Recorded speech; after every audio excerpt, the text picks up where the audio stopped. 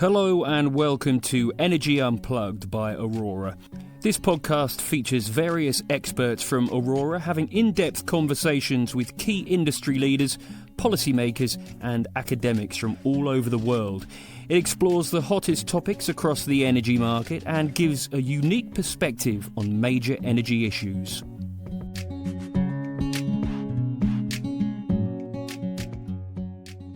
Hello and welcome to this week's episode of the Aurora Energy Unplugged podcast. My name is Emma Woodward. I'm a project leader on Aurora's GB and Island advisory team, and I'll be your host for today. Our podcast this week is going to focus on grid connections. And there is common consensus that the grid connection process in GB does require reform. Certainly amongst Aurora's clients, it's one of the key causes for concern for project developers that we're speaking to. And in some of the worst case scenarios we've seen new projects that are otherwise oven ready are not really getting connection offers now until into the mid-2030s and beyond. As we're transitioning towards a net zero power system, we're seeing increasing numbers of small, decentralised projects combined with changing demand patterns. And it's been widely recognised that the process needs adapting if we're going to meet the future needs of the power sector. I'm delighted to be joined here today by Julian Leslie, who is Head of Networks at the National Grid Electricity System Operator and also ESO's Chief Engineer. Julian is a chartered engineer who has 3 decades of transmission system operation, planning and investment experience in senior leadership roles. And his role is to prepare GB's electricity network for net zero, defining future network needs so that the market and network owners can invest in the right technology at the right time. He's also responsible for transmission system connections, ensuring that access is safe, secure and straightforward, as well as keeping costs to the minimum. Julian, delighted for you to join us here today. It's great to be here, Emma, and thank you for that introduction. Fantastic. Okay, so over the course of the next half an hour, we're going to talk over the grid connection process, but it'd be good to kick off with just having a look at how the connections process works at the moment and the key steps that developers are having to follow at present. Yeah, so the process as it stands today, it's very much developer-led. So as a developer gets to the position in their project that they wish to apply for grid connection, they write to the system operator with an application form and a relatively modest fee. And then we coordinate the development of that offer with the relevant transmission owner. And then within 90 days, they receive an offer back from us as the ESO, but with the works and the date as determined by the transmission owner. The challenge of that today, of course, is that the way that the process works, it was designed at a time of privatization in 1990-ish, where it was 2 or 3 connections a year. And as you said already, Emma, we need to reform the connections process as we're now receiving close to 2,000 applications a year for connection just to the transmission system. There is a similar process for connecting to the distribution system. And obviously those 2 things are now much more interactive than they ever used to be. So when we talk about changing the way of connecting to the grid, we've got to think about the distribution connections and the transmission connections and make sure that we have a fair and transparent process across both of those. Yeah, that makes sense. And obviously, as you're talking about the difference between getting 1 to 2 applications a year, up to now 2,000 applications a year, it's beginning to be obvious why this is becoming such an issue. From your perspective, though, is it possible to sort of expand on the key challenges that you're seeing? Yeah, so I mean, the real challenge is, as you said in the introduction, that for someone new coming to connect to the grid today, then they get a connection offer that is quite likely going to be in the mid or even late 2030s. And the reason for that being is that there is currently between 300 and 400 gigawatts, 300 or 400,000 megawatts of proposed grid connections in the queue. The challenge is, though, when you look out to 2035 or even 2050, that with that level of generation projects sat in the queue, and this is just a transmission level, there is pretty much in every technology type more than enough applications and projects for each technology type to meet the 2035 and the 2050 target. The challenge, though, is, as we all know, and your listeners will know, that not all of those projects in the queue are equal, and some will struggle with land access, some will struggle with planning and consenting, some will struggle with supply chain or financeability. But the challenge we have with the current process is that it's a first come, first served. So if I was a gas-fired power plant who applied for a connection in 2000, but I haven't progressed my project because obviously the world has changed and we're looking to decarbonize much more rapidly, I still have that connection agreement for that gas-fired power plant with the allocation of the slots in the substation, and my position in the queue is maintained throughout that period of time, even though I probably changed my connection date several times since the year 2000. Which, when it's only one or two projects, that's sort of fine. You can manage that. You can understand what's happening. When you're now at 300,000 or 400,000 megawatts in that queue, all different technology types, all different states of readiness, that actually the current process of first come, first served in the queue just doesn't work anymore. And that's where we've got the short-term tactical actions we're taking through the ESO's 5-point plan, but then also looking at a longer-term reform as well. So if you had a blank sheet of paper and you were to start designing connection process with what we know today, what would that look like? Yeah, that makes perfect sense. And I wonder, you've sort of touched on the point that a lot of capacity isn't necessarily coming online during the time period that you've initially offered it the connection. Why are we seeing capacity pulling out or needing modifications to its applications? So I think, developers who apply for the connection, obviously at the time of application, they're very early stage development, so they may have not spoken to the landowners or certainly not negotiated the land. They may or may not have started the planning process. So it's one of the first things that developers do is to apply for their grid connection. So it's very, very early on in their project. Obviously, as the project then develops, they find the issues with land or issues with planning, consenting, or delays in the supply chain, then inevitably that connection date needs to change. And therefore they apply for a change of date to the ESO, and most times we sort of oblige and give them the requested date. Yeah, what we find is for many projects, it's not just once that they do that, it's several times, and some projects have sort of moved their original connection date sort of 15 years plus as we sort of move through time. Now that you've got to at some point draw the line to say, actually, well, when is this project not really a viable project? So we've been working with the industry over the last sort of 6 months or so to develop something called the queue management clauses. So this has been through the industry working groups and the code modification groups. And now the recommendation has been posted with the regulator, with Ofgem, for approval of these queue management clauses. Because what essentially they do is that at the time of application, that you get a clause in the agreement that says you need to demonstrate progress at various stages through the life cycle of a project. And if you're not meeting that progress and not meeting that milestone, then there's an option either that you exit the queue completely and that's the end of the project, or you maybe go back to the queue and go further back and lose your place. So we're waiting on the regulator to approve exactly what that code modification is going to look like and what those clauses really say. But as I say, the CUSC, the Connection User System Code governance group, have made a recommendation to the regulator that these queue management clauses should be implemented in connection offers. No, I think that makes perfect sense. And you touched on the fact that there are multiple reforms going on. You've got sort of short-term processes in reform, but you're also looking out into the longer term at what will need to take place. So is it possible for you to walk our audience through how that reform process has been set up? And you've already touched on some of the steps that have been undertaken to date, but exactly where we've got to in those modifications. Yeah, sure. It's a really good question. So I think we started working on the longer term reforms sort of last September. And I think as we progressed through that, the pressures on the current ways of working have just become so great that in February, we launched our 5-point plan, which is really the shorter term tactical actions. So in that 5-point plan, there was something called a tech amnesty. So this was the ability of contracted generators, projects in the queue to leave the queue without their cancellation fee or whatever, recognizing the fact that if they're not going to take the opportunity to connect into the grid, then somebody else will. to actually allowing them to leave without penalty so that others can use their assets and use that connection, we felt was a good thing to do. So that ran from last November or October even through to April of this year.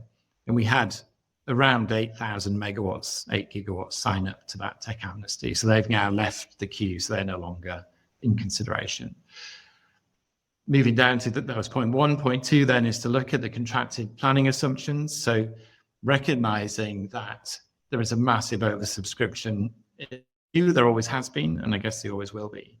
But when you look at the analysis, only 20 to 30% of what is contracted actually really happens. But when you apply for a connection sort of a year ago, we would assume that much of that contracted background was in place. And then we see the impact of the new development on top of that contracted queue. And inevitably, therefore, it triggers more works that in reality are never going to be needed because 70% of this stuff never turns up. So point two of the plan was then really to look at that contracted planning assumption so that when we're analysing the new development coming forward today, we strip out 70% in the background and then assess the new connection on that new background, therefore reducing the works required and hopefully giving a much earlier date for connection. Point three of the plan is the queue management clauses that I mentioned a moment ago, where we've been working through the industry code governance process to get to a position where we can recommend to the regulator what those queue management clauses should look like, what are they trying to drive and achieve, and how we can manage that through the connection agreements. So we're just waiting for the regulator to approve those queue management clauses, and then we can start to implement those and then manage the contracts in a much more proactive way than we've ever done before. And then the final 2 points really are to do with energy storage. So point four is that recognizing that energy storage on the system plays a very different role to a standard generator or to a standard piece of demand, in that it can be demand or it can be generation. And what we recognize is, having looked at the performance of storage devices across the network, that most times the storage devices do what the network would expect it to do. So on a high wind day, then the storage devices obviously want to fill because the price is generally lower. So they're taking demand and taking that generation off the system and storing it. Then when the wind stops, the price rises. There's not the same amount of energy on the system, so the storage devices then export their energy back onto the system. So that works really well. But when we were assessing the storage devices before, we would assume that the battery, whatever the storage device is doing the worst thing at the worst time from a network perspective. So that was triggering a whole host of works, really long connection times. And by looking and therefore by looking and doing this analysis, the policy decision that we took was that we should treat storage devices at 0 megawatts for their connection application. So therefore, they're not contributing to the flows or the overloads on the system, and therefore the works that are required are only just the very, very local works of the very local substation.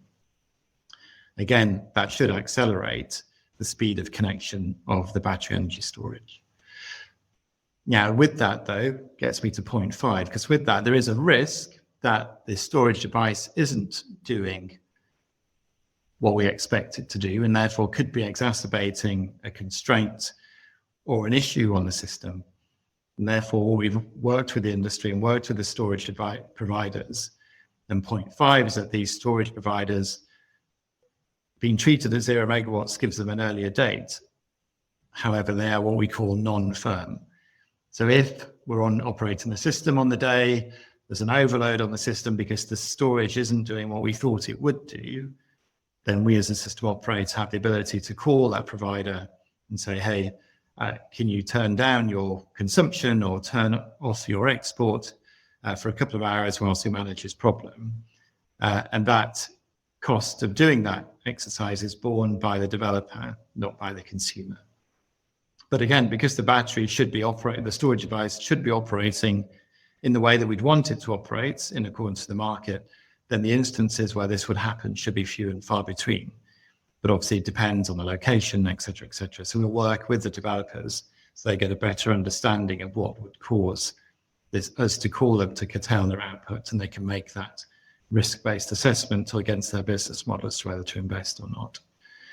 So those are the 5 sort of key points that we launched back in February, and we've been working our way through each of those. People always ask me, when are we going to see the results of these 5-point plan? Obviously, the tech amnesty, we've seen that, the 8,000 megawatts that exited the queue. The rest of it is so complex with so many people now in the queue that it just takes ourselves working with the transmission owners.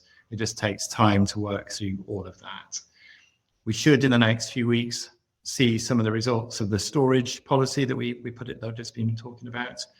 And then hopefully, well, we definitely will in the autumn, see the benefits of the contracted planning assumptions and what that is doing to people's dates. But I fully expect that from a rough analysis, that 70% of what is in the queue today should see an advancement of their dates of between 2 and 10 years. So a real tangible difference to people's connection dates. So that was really the shorter term tactical plan that we've got in place that will deliver through the rest of 2023 and into the early parts of 2024. However, we realize that doesn't go far enough, and we need to really look at, if you had that blank sheet of paper and you're designing a connection process today, knowing what we know today with the push to net zero, the different technology types that we need in order to get there, what would that reform process look like? So we embarked last September on a 6-month industry engagement process with many workshops and webinars, working with the regulator to really understand, well, what is the art of the possible and what would really work for the industry in order to reform this whole connection process. So that has led us to writing a consultation paper, which we issued just a few weeks ago at the beginning of June. That consultation is open through to the end of July, early August.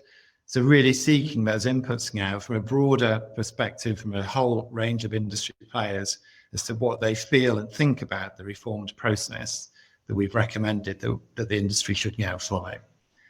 And basically, in a nutshell, what the reform process does, we will go to a annual sort of gated process where people can apply and we don't respond straight away. We hold the offers or the connection applications, we hold them in a hopper.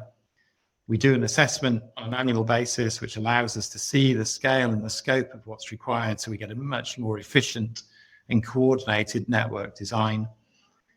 And then as those projects, as they gain certain aspects of the development, whether they gain land, whether they gain planning, whether they gain FID, then they start to fall through the hopper, as it were.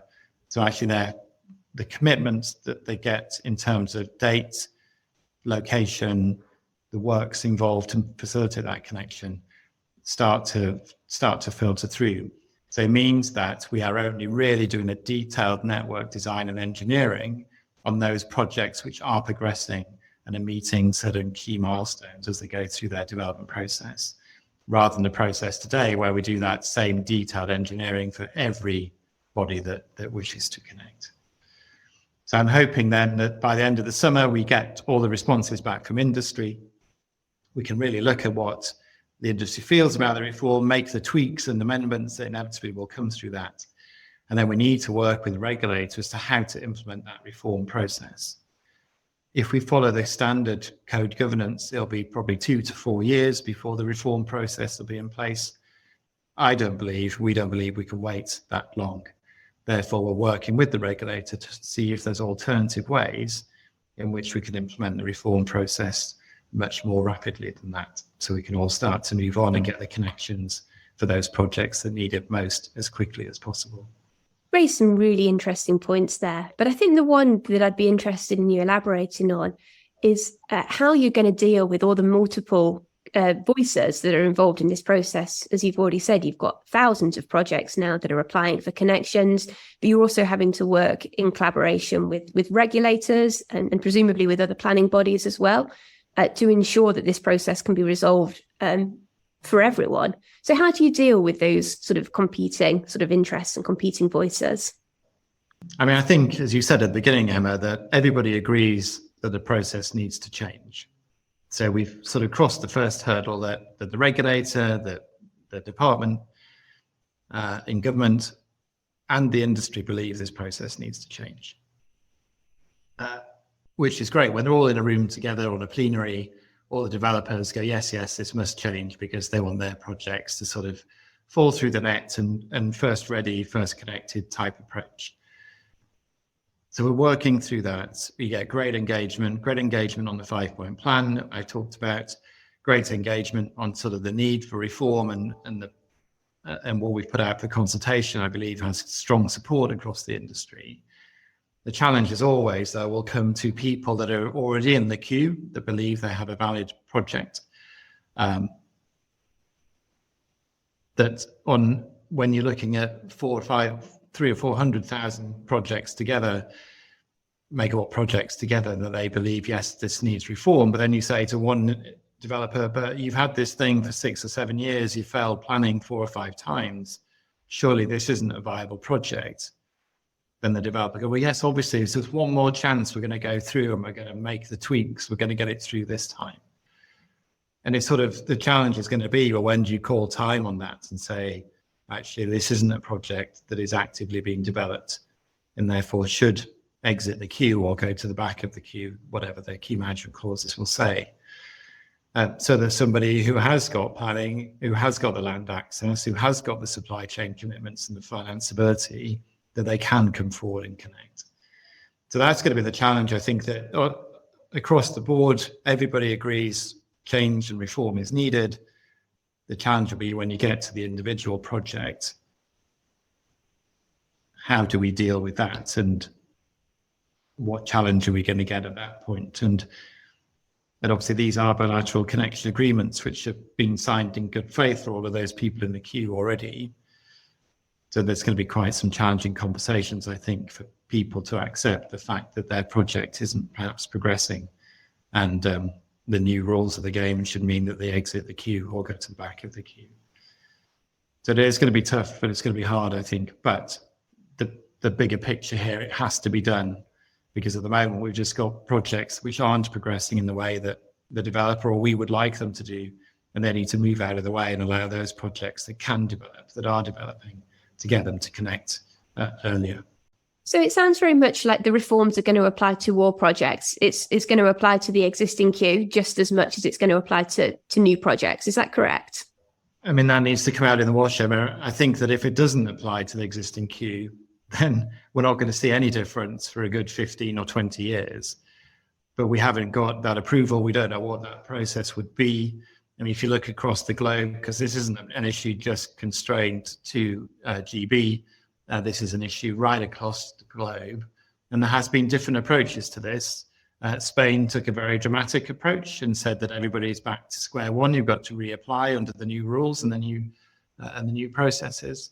Others have just sort of tried to do what we're doing with a very tactical plan to sort of sift out a lot of the weeds first and then apply the reform afterwards. But there's no perfect answer here, because I think if we just apply the reform process to the new connections as of next year, then they will get the benefit, but only for connection dates after the end of the 500,000 megawatts that may be in the queue in a year's time, and they'll get 2040 dates. So we'll have a nice reform process for connections in 2040, but we've still got 500,000 megawatts of stuff in the queue ahead of them that may or may not be progressing. So it's going to be a real challenge as to how we implement the full-blown sort of reform process. And it's interesting because this isn't the only reform in the power sector at all that's taking place. There's a lot going on in parallel, both in relation to how networks are developing, but also, frankly, with regards to the wider decarbonisation of the energy sector. So how do you see the connections reform taking place in relation to these other reforms? And that could refer to things like the offshore transmission reform that's also ongoing at the same time, but also on other reforms that are happening. Yeah, so, I mean, there's a centralised strategic network plan, which is a build upon the holistic network design that we did for offshore transmission last year. As we've been working through the centralised strategic network plan, which is an ability to really look long-term strategic as to what the network needs to develop. I mean, the clue's in the name, which is very different from in the past, where the regulatory principles were build as little as you can, as late as you can, when the need is really clear. We saw with the holistic network design that actually that process doesn't work when you're going through the rapid change we're going through now. So the holistic network design created this offshore and onshore network design, triggering a whole range of investments, of which the regulator then, through the Anticipatory Strategic Investment Fund, the ASTI process, then gave the transmission owners the ability to go ahead and develop those assets on a sort of strategic basis. So the centralized strategic network plan is a continuation of that, baking that sort of principle into business as usual. Both of those activities sit within my part of the system operator. Therefore, as we've developed and thought about how the centralized strategic network planning process develops, we've been thinking about the connection reform process. And actually the two are sort of dovetailed together so that the one is driving the other. So what is coming out of the connections process will feed into that strategic network design, and what is coming out of the strategic network design will feed into the connections reform process in terms of where there's capacity that could or may be available at some point in the future. The reform process also allows us that if we need to focus on a specific system need, so such as those that are following what we're doing, things like the pathfinders, which are bringing on new services and new products onto the network as we decarbonize. The reform process, again, works hand in glove with the centralized strategic network planning, so we can sort of run a connection process just for grid services. Or if government said, a bit like they did for 50 gigawatts of offshore wind by 2030, we could run a connection process that gets us 50 gigawatts of offshore wind by 2030, very much working alongside the centralized strategic network plan. So by having this ability to think longer term, to think much more strategically about how we design and develop the network, at the same time as thinking much more strategic about connections and making sure those that are able to come forward are able to come forward. Tying those two things together should mean that in a couple of years' time, when we have the reform process in place, centralized strategic network planning is up at full swing, that actually these two big reform processes that we're running today really work hand in glove with each other and give you that long-term strategic view of the network, where the network is being invested in a timely way such that it can facilitate the connections that are required. There's obviously a lot of different parties that are involved in getting us to net zero. You're focusing very much on networks, but there's a lot of developments also being enacted by DESNZ. There might be sort of interactions that developers of net projects that are going to help us get to net zero need to have with things like local planning authorities. So how can we ensure that all of these different parties are sort of moving in the same direction and that people are working towards that same goal? Yeah, that's a really good question. And I mean, it's very clear, isn't it? And we have very clear targets in GB or UK, we have had for many years.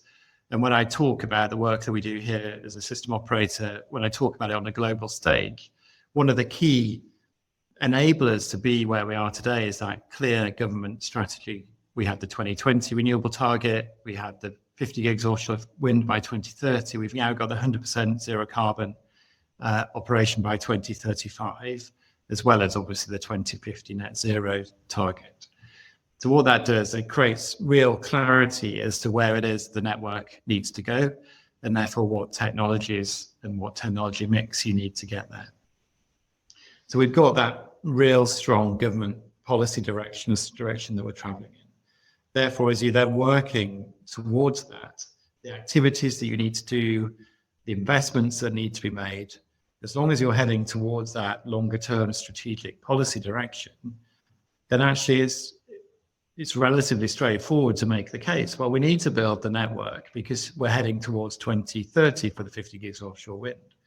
Or we need these Pathfinder projects and the system operator is developing because we're going to run a 100% zero carbon system in 2035.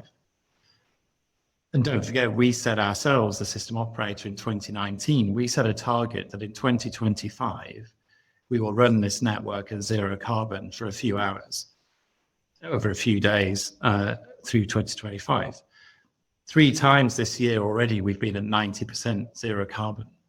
So we know exactly now that 10% that we were short of in 2023, we can see that the actions we got in place, the Pathfinder projects that we procured, they're going to connect between now and 2025, will fill that 10% gap. And therefore, if we get those conditions that we had earlier on in this year, in January and February, with a 90% zero carbon, that actually those same conditions again in 2025, we as a system operator will be able to run the UK or the GB electricity grid system at zero carbon for those few hours when those market conditions exist, which is a massive transition from where we were just 10 years ago when 66% of all of our generation came from coal. So in 2025, we will have periods of time on the network where we are 100% zero carbon. So that transition, having that commitment, having the government sort of clear ambition as to where we're heading, having the developers and the investor community wanting to invest in that transition, the system operator being clear on the system needs and creating these new products through the Pathfinders and creating a market for these new products. All of these things have come together so that we're in a good position for 2025. We'll be in a great position for 2030 with the scale and size of offshore wind that we're connecting, which is a great stepping stone then to 2035, where we can operate the system 100% zero carbon 100% of the time. So we really are making good progress. Yeah, it's fantastic to hear. And it is sort of astonishing how quickly we've been able to progress, as you say, from that coal-based system to being able to operate it at very close to net zero already. And very much looking forward to seeing how things develop over the course of the next 10, 12 years. We are actually coming to the end of the podcast now, but I wondered if you could wrap up just with a key message for any parties that are looking to engage in the connection reform process. So I think the key message from us as the system operator is, well, firstly, engage in the consultation that is out there and make sure your views are heard. And then I think as that consultation concludes and we start looking at the implementation of this, it's been understanding the bigger picture here. And we are trying to get to a position where those projects that are ready to connect, that are shovel ready, are able to connect as quickly as they possibly can. I think that the tactical reform, the 5-point plan that we're doing will make a huge difference in the very short term with, as I say, over 70% of what is currently in the queue getting a move in dates of between 2 and 10 years to bring them earlier onto the grid system. So all of that is hugely positive. I think it does take time though. So my other key message would be just to bear with us whilst we sort of work through the process with circa 2,000 new applications a year just to the transmission system on top of what we've received over the last 3 or 4 years. It's just such a volume that we need to go through, apply the new ways of working, work out what the impacts are, and then be able to do the revisions to the contracts and get them back out to the developers that wish to connect. But I think we've got all of the stars are aligned: government, the regulator, we as a system operator, the transmission operators, the close relationship that we have through the Energy Network Association and working with the distribution organizations. I think we've got that complete alignment across the entire industry as to what needs to happen. Now we're just working our way through making it happen and really making a difference. Well, thank you. It's been an absolute pleasure to have you on the podcast. It's my pleasure also, Emma. Thank you. That was Emma Woodward, project leader at Aurora's GB and Ireland advisory team, talking to Julian Leslie, head of networks at the National Grid electricity system operator. Do keep an eye on our podcast feed for more in-depth conversations with senior members of the energy industry. The best way to do this is to subscribe on whatever platform you use. Thanks for listening and goodbye.